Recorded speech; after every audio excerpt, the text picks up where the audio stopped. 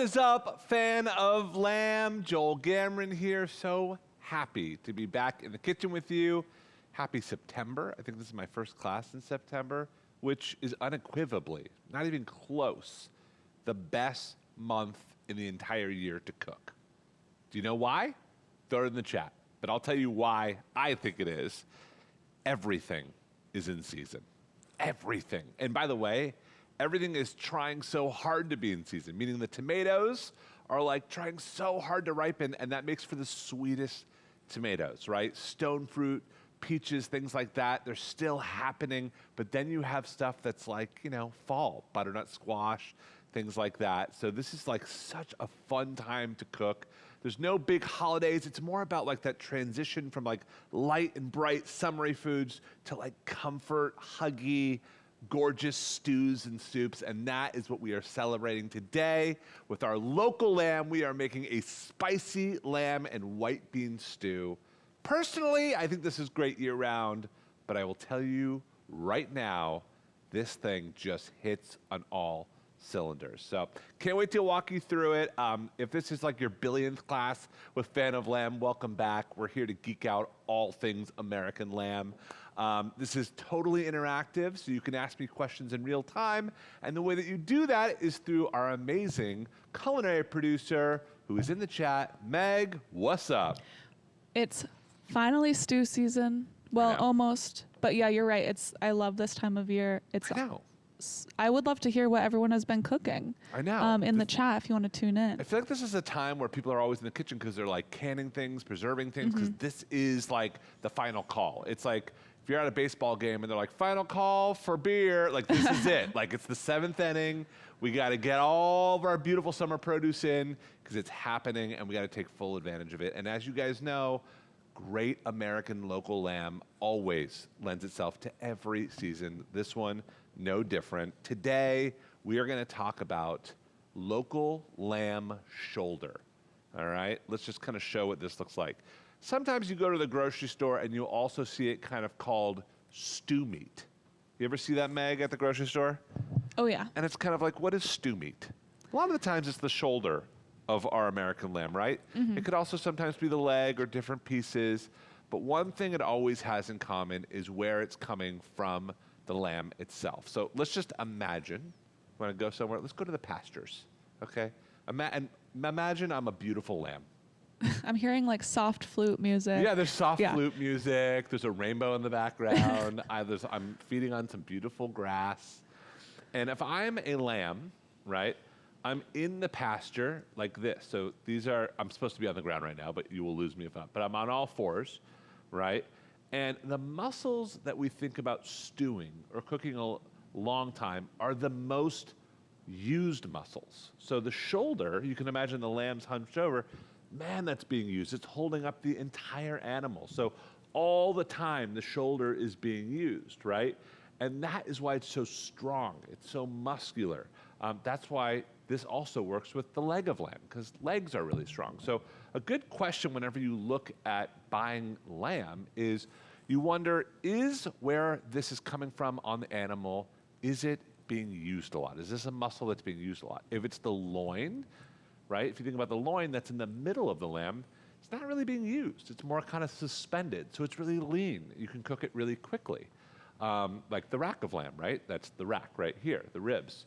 So not really used to hold the animal up. It's super lean. We can grill a rack of lamb really quickly.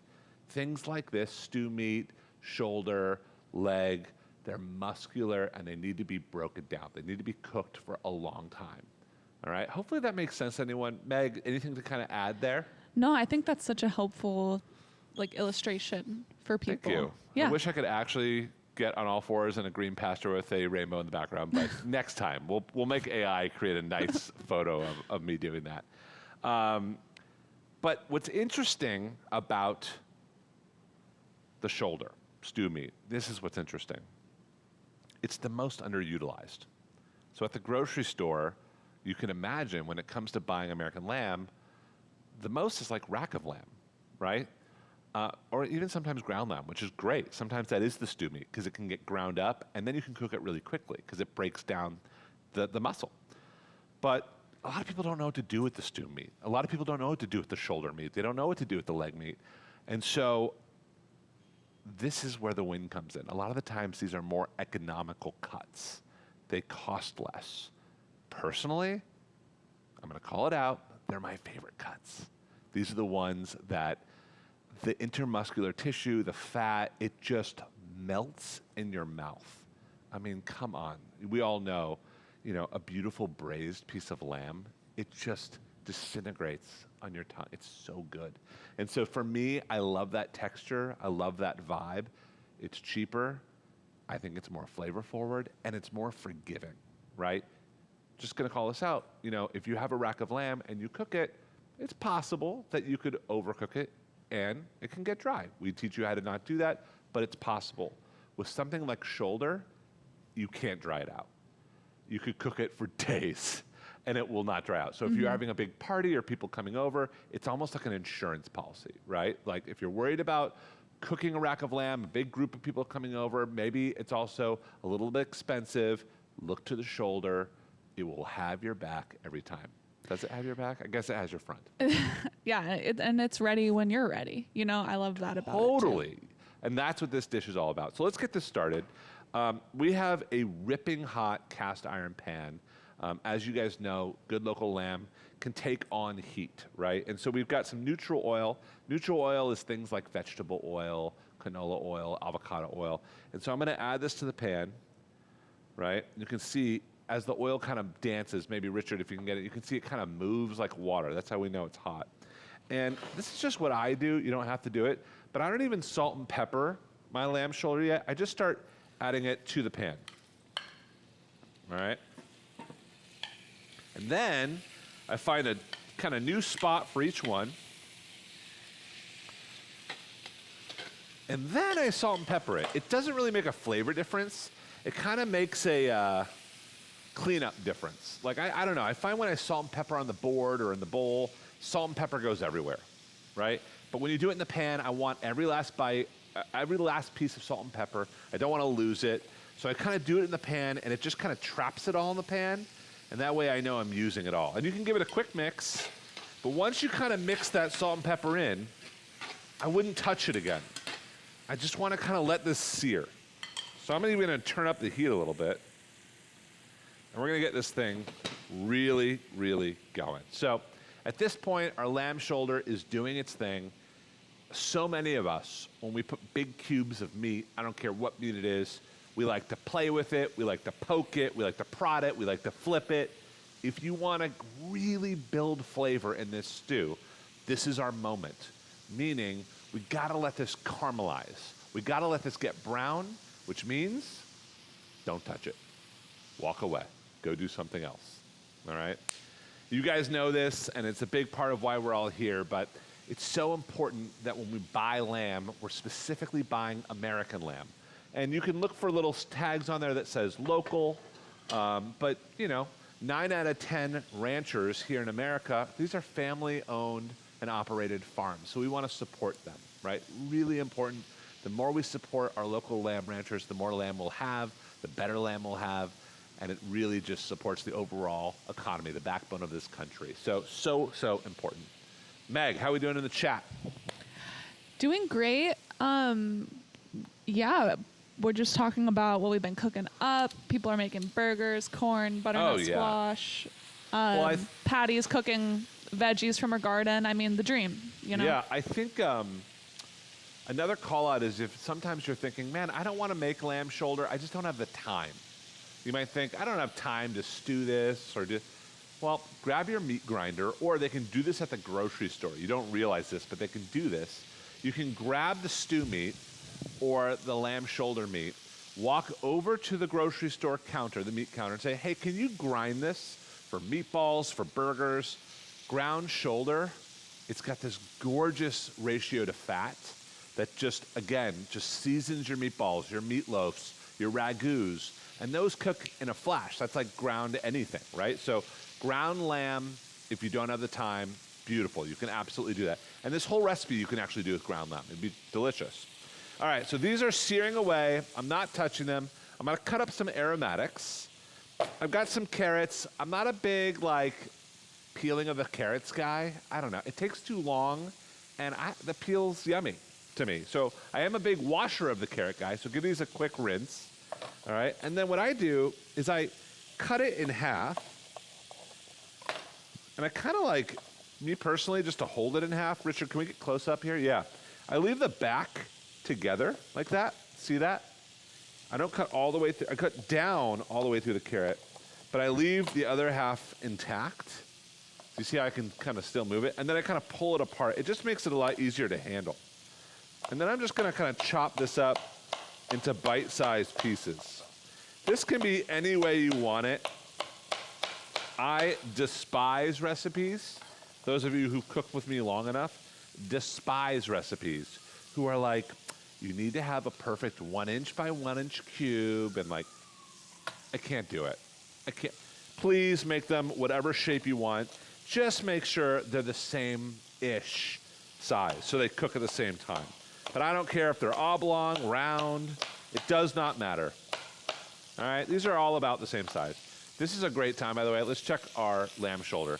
It's gonna flip these up. I mean, look at that. Can we get a tight of here? Here, I'll hold it over here, Richard. You see the color? We're getting patience here. Richard, look at that. Can someone make a jacket out of caramelized lamb? I mean, come on. Look how gorgeous that looks. Looks so good. So I'm just gonna flip these over, get brown on the other side. We are not cooking this lamb all the way through. We're just searing it. We're getting it brown. We're gonna talk about what braising is, what slow cooking is. I think people are scared to slow cook. Wasn't there a show, maybe I'm wrong, what was the show, Meg, where like a slow cooker caught on fire and burned down the whole house? It was really popular. You know what I'm talking about? Wait, no. Like a Ask the chat. fictional, what's that show? Does anyone You guys, know there's a what show. this is? And it like plummeted slow cooker sales. I remember. You don't remember this? No. It's a really popular show. But yeah, it killed slow cooker shows. I think that people are worried to turn on an appliance and then leave the house. Yeah. I am. I get worried like that, and I'm a chef. So I can imagine what it feels like at home. The reality is it's like having another chef in the kitchen, like who's maintaining the heat. So what a slow cooker does is, by the way, nowadays they're so safe, it's impossible for it to have an accident of any sort. But what it does is it just slowly leaves the temperature at a very consistent level all day. And that way you could put chilies and soups and stews in it, never check it. It will just handle it. Did we figure out what the show is called? Yeah, so the show is This Is Us. This Is Us. Yeah. Okay? This Is Us. For those of you who've watched it, you were probably traumatized by it. I get it. Yeah, I haven't watched that one yet. Is that the same creator as Parenthood? What's that? Is that the same creator as Parenthood? I don't know. I don't know. Well, Yeah, in the I don't chat, know. someone in the chat will know. Someone loves the Good show. question. All right. Lamb's browning. Carrots are cut up. Let's do, I got some garlic.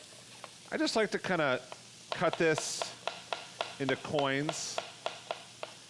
A lot of people ask me, do I use jarlic, which is the garlic in jars?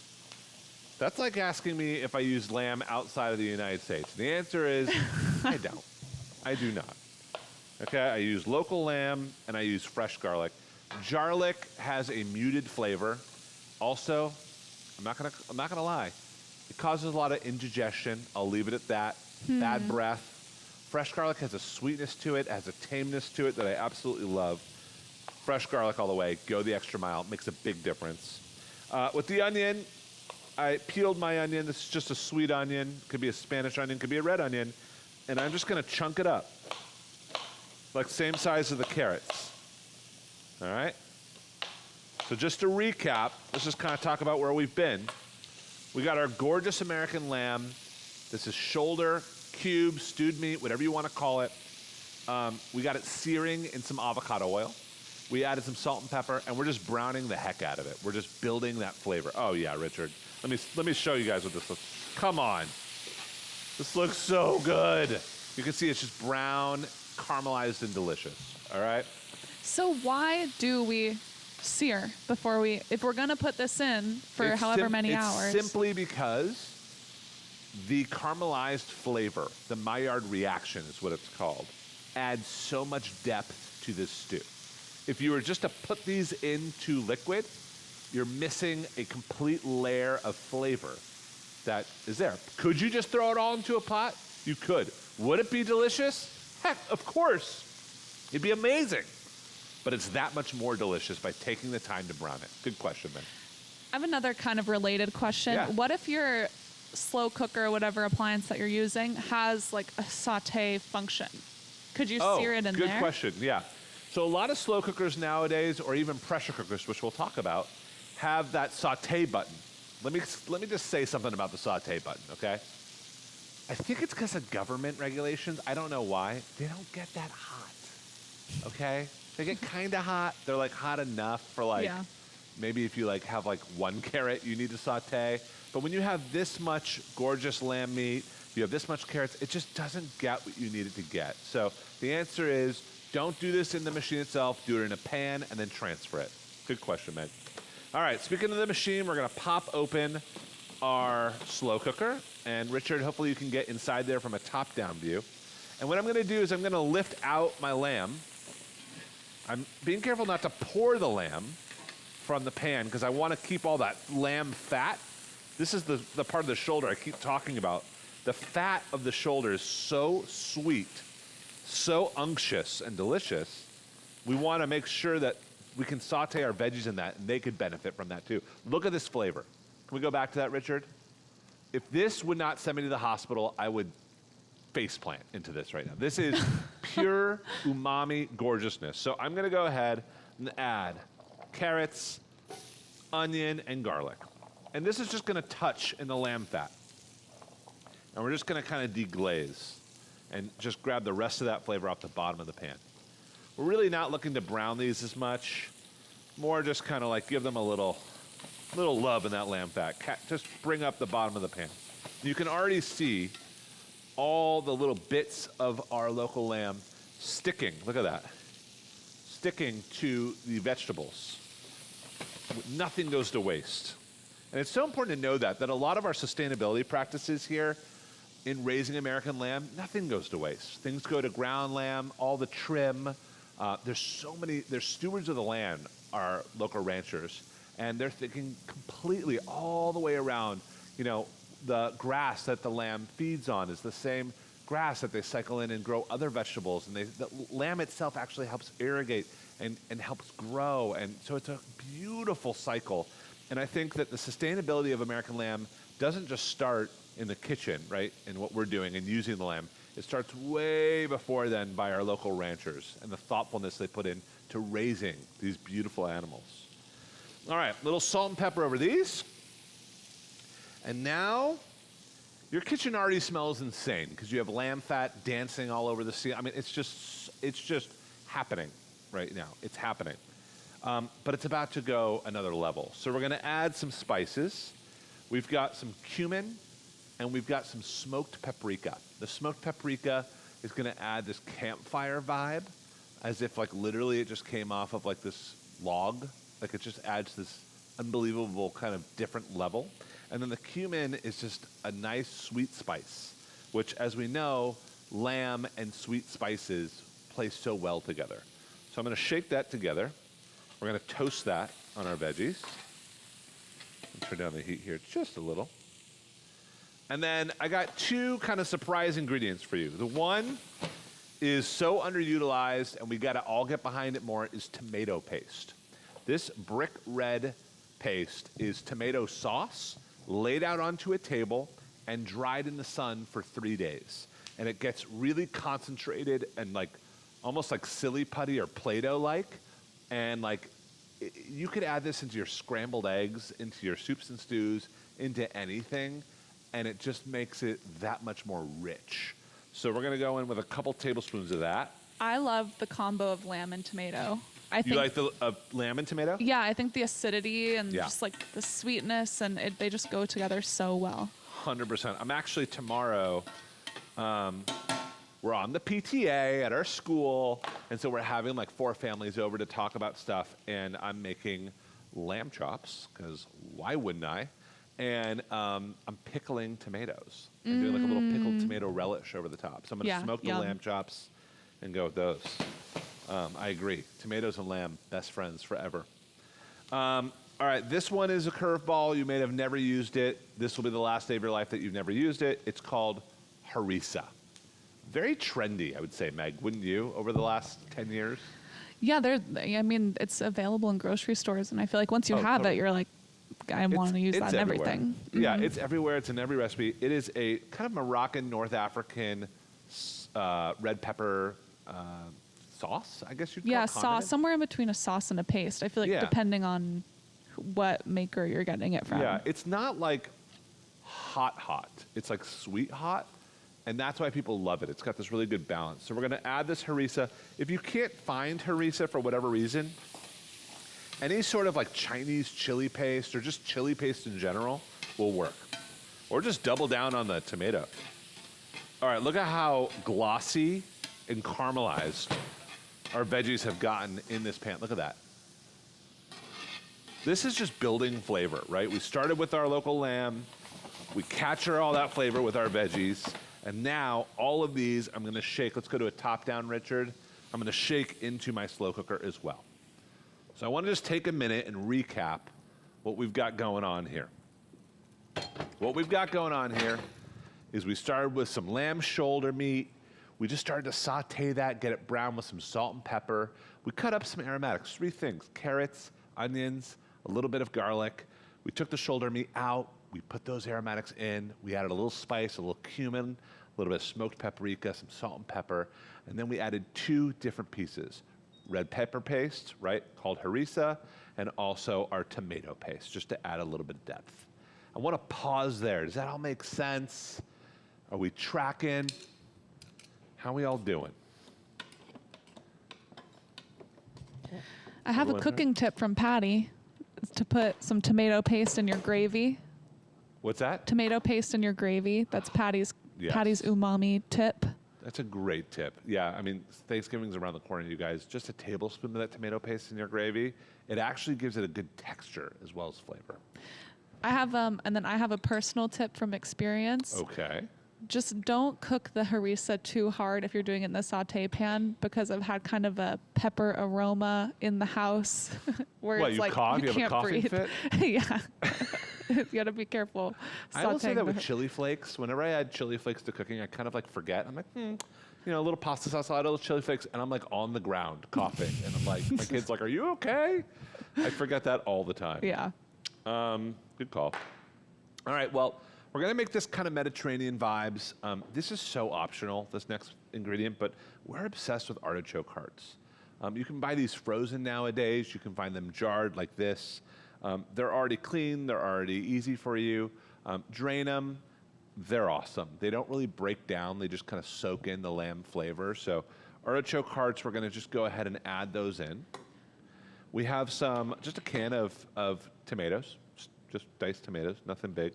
Make sure when you buy them, you just look on the back of the can itself and just make sure that there's no sugar added. I don't know why there's so much sugar going into our foods, but just look for good old-fashioned chopped tomatoes. A couple of bay leaves. All right, I'm gonna go on a quick rant about bay leaves. You probably think bay leaves don't make a difference. I went to a conference with a bunch of chefs. That's right. We gather, we cook, we eat, and we did a taste test of all these different sauces and soups, and they were with bay leaf and without. So the exact same recipe with and without, and it's unbelievable. The floralness that a bay leaf brings to, you don't realize it, but it really makes a difference. It just kind of brings out the nuances. And again, anything floral, bright, light, in that kind of vein, loves lamb. Bay leaves and lamb. It's like cream cheese and bagels. They're just 2 peas in a pod. So I can go food puns all day, but a couple of bay leaves in there.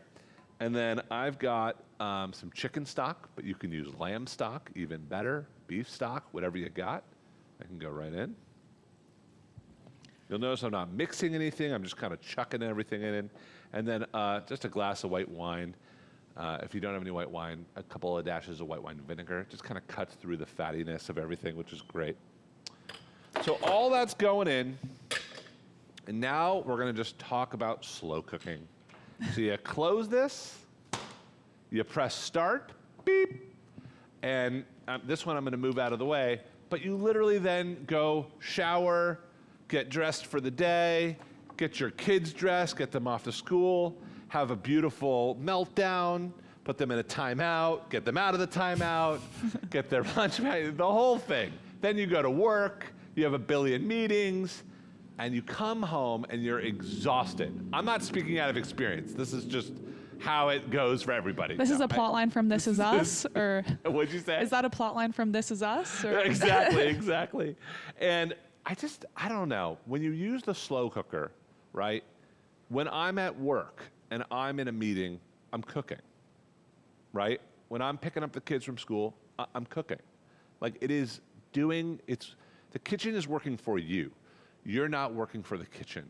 I love any technique, anything that does that, because I love home cooked food. Sometimes I just don't have the time.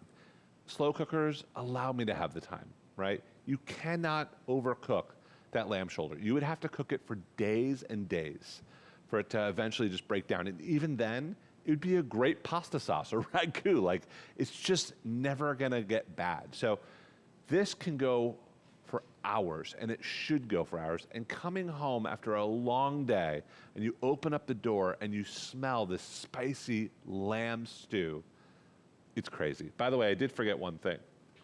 I forgot our white beans, as I say, our spicy lamb stew. So I'll just quickly show you what I did here. We soaked our white beans overnight. So you don't have to. You can get a can of white beans, but we soaked them overnight, and then we just drain them. You don't have to cook them, nothing like that. And so I'm gonna just take these and add them into the stew. So these will actually slow cook with the stew itself. All right? And why I think that makes such a big difference. If you use canned beans, what I've noticed is because you're cooking for so long and the canned beans are already cooked, they get kind of broken down. They become a little bit like mushy. It's not bad, actually. It actually makes it very creamy and delicious. But I like the chew of a bean, and I like how it soaks up the lamb juice. And so for me personally, it's worth going the extra effort to soak those white beans, drain them, and you can soak them for minimum 3 hours. So, but I just start, the night before I put them in a bowl, cover them with water, go to sleep. Like, it literally takes less than a minute. And it's just worth it to me in this recipe. So at this point, it's stewing, it's doing its thing. I do want to address some people want to rock this out in the same day. They do not want to go to work and wait, 8 hours to have a nice long stew. You can absolutely do this in the pressure cooker. So nowadays they make these pressure cookers like an Instapot where, and we'll pull one over here, where you can literally do both. You can slow cook and you can pressure cook, which is really amazing. So if you want to pressure cook this, all of them have stew settings. You just literally turn it on, press stew setting, close the lid, and pressure cookers usually take about half as long as the recipe takes. So I think, Meg, what is our recommendation for how long this recipe stews? I think overnight, about 12 to 16 hours. Yeah, I think this would great. even cut it down by like 75%. I think you could do this whole thing for about 2 to 3 hours in a pressure cooker. Those cubes of lamb are small enough where it will just kind of break down. The things that take a long time in the pressure cooker are like big slabs of meat. So I think this would take 2 to 3 hours. So if you need to do it in a pinch, you're making dinner for the night, and then maybe it's around noon, pressure cook, right? If you have all day, let it go low and slow. How are we doing? Great. I have a couple questions for you. One is more of a suggestion. I'm just thinking when you poured the can of tomatoes in there, if you're cooking this in September, I feel like you could throw a couple handfuls of cherry tomatoes or just some fresh tomato, 100%. freshly sliced. It'd be so good. Yes, 100%. And then this is an actual question. Okay. Debbie's. That felt like more of a flex than a question, but yes. It's just, I'm like, I can't stop thinking about tomatoes. Debbie's husband cannot stand bay leaf. Is there a substitute? Is there where can you get a little je ne sais quoi that's not a bay leaf? You're going to think this is weird, but I'm going to call it out. You ready? Dried lavender. Now, not a lot of it, It's kind of like truffle oil or those types of things where too much of it and it's like grandma perfume. You don't want to go there. I'm not going to go there. But just a pinch of dried lavender gives you that kind of floral herbiness, and it's different. And I wonder if he would be, allergic to that. So give that a try. Let us know. But yeah, dried lavender. That's interesting. All right. My favorite kale in the world, and also my kid's favorite kale because it's called dinosaur kale.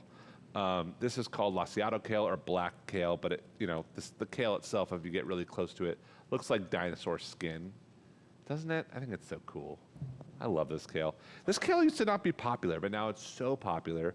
I like it raw. I like it cooked. But like the lamb itself, you can really let this go and it will break down. It's just such a hearty green. So what I do is I hold it kind of by the stem upside down and I strip off the greens themselves. I do not throw away the stems. We'll talk about the stems in a sec, but I kind of hold it from the top, strip it down, and there we go. So here we go again. You guys, we get so many questions as I'm doing this around lamb, around the cuts of lamb. What do you use for what? What do I use for ground lamb? What do I use for, lamb loin chops? There's so many different cuts. The best resource I have ever seen when it comes to any protein is the American Lamb website. We're gonna put it in the chat. It is an incredible resource. Tons of recipes. If you love this recipe, there are so many more on there. They're gorgeous. We put a lot of recipes on there. They work with a lot of amazing influencers and chefs, and they're just super well connected, super thoughtful. So if you're ever wondering, how do I cook this cut of lamb? Or I need some help and inspiration around a quick weekday night meal that includes local American lamb, go to their website. It is phenomenal.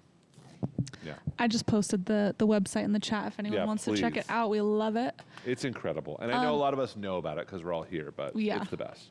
Sharon does not have a slow cooker or pressure cooker. How would you do this on the stove top, on the oven? Do you have a suggestion? Sharon, I think you're like most people, right? And if you don't have a slow cooker and a pressure cooker, grab a nice big cast iron or a big, beautiful brazier, right? So a Le Creuset, those big, and they're so cost effective nowadays. You can buy these for like $30 at Target, right? So just a big, nice, heavy duty pot. Do everything we did here in the pot and then bring it to a boil once you add the stock and everything. Once it's bubbling, turn it all the way down to low. Put the lid on, and that is your slow cooker. Let that go for about 4, maybe 5 hours.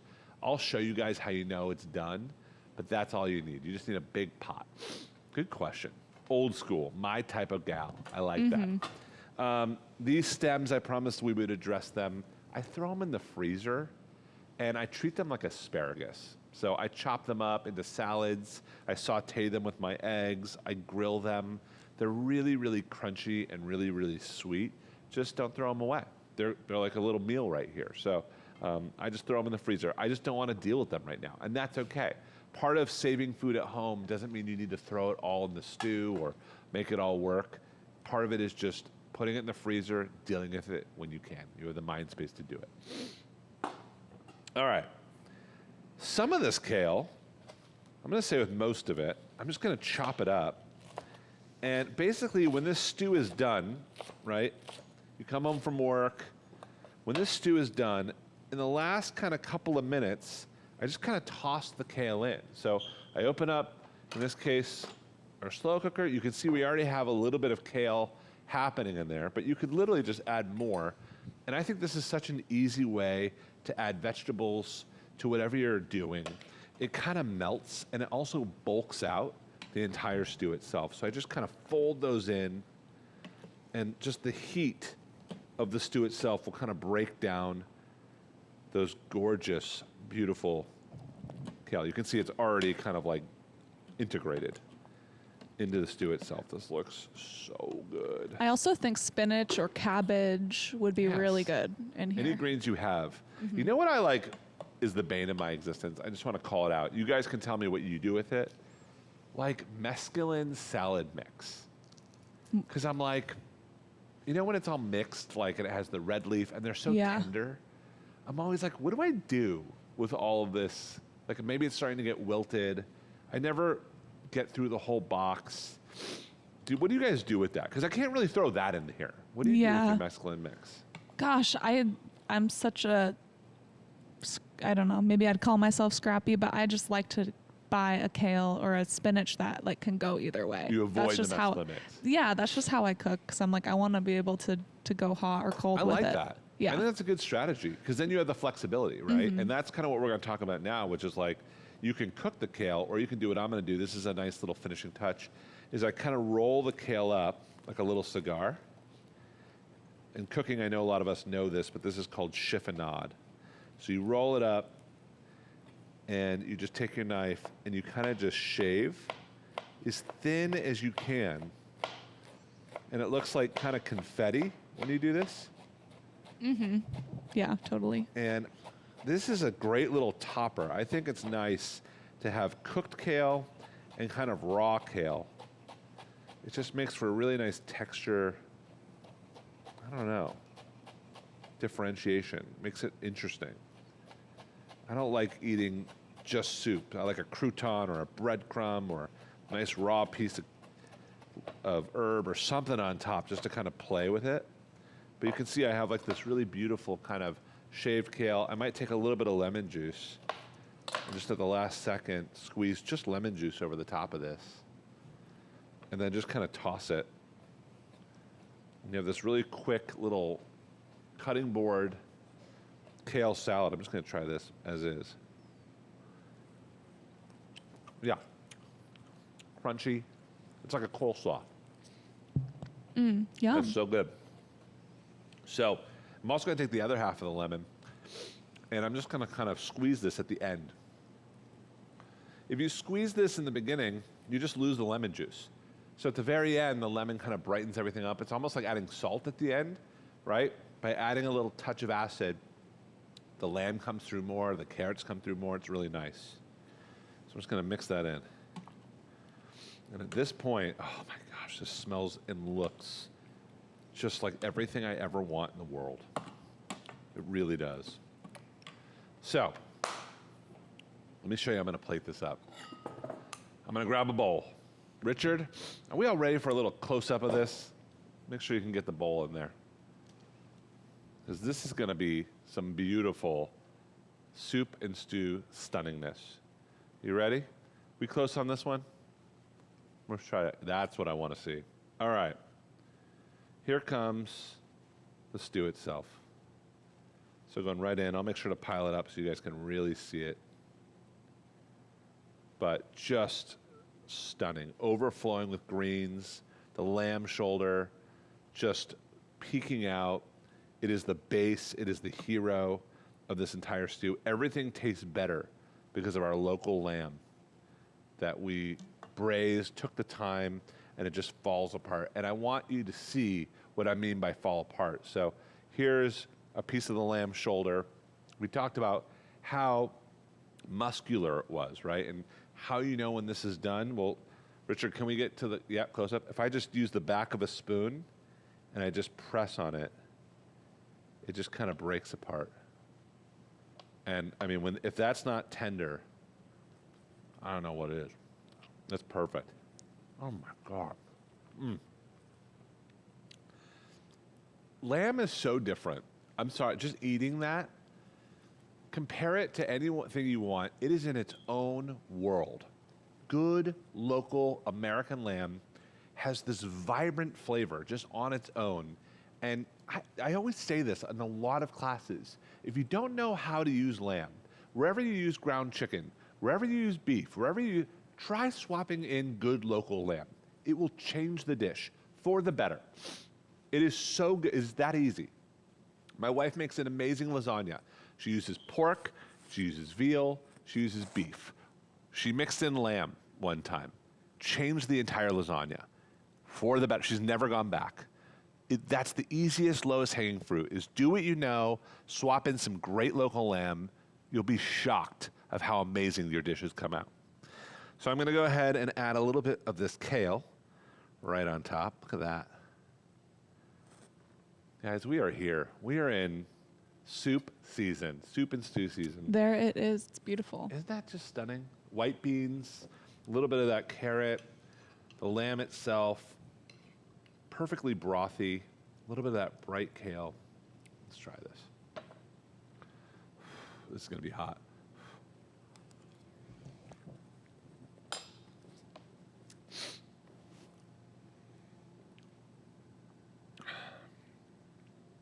It's everything you want.